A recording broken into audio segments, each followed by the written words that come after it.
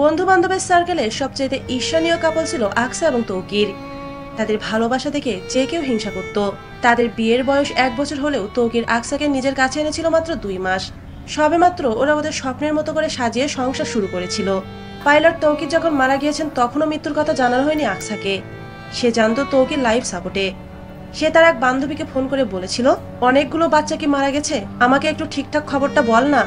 যদি সুস্থ হওয়ার পরে এই ভিডিওগুলো ও দেখে তাহলে নিজেকে কখনোই মাফ করতে পারবে না। শোকে বিহ্বল হয়ে আকসা এটাই বারবার বলছিল, কারণ তৌকির মানুষটাই এমন ছিল। He was topper of his batch, one of the most kind hearted person. অন্তত একবার যে তৌকিরের সঙ্গে কথা বলেছে সে সারা জীবন তৌকিরকে মনে রাখবে, তার হাসিমাখা এবং শান্ত স্বভাবের জন্য। প্রশিক্ষণে যাওয়ার আগেও তৌকির তার স্ত্রীকে বলেছিল, গুছিয়ে থেকো, প্রশিক্ষণ শেষে তোমাকে দিয়াবাড়ি নিয়ে যাব। কিন্তু তাদের সেই 2 মাসের সাজানো গোছানো ভালোবাসায় ছোট্ট সংসার এক নিমিষেই শেষ হয়ে গেল উত্তরার মাইলস্টোন ট্র্যাজেডির কাছে।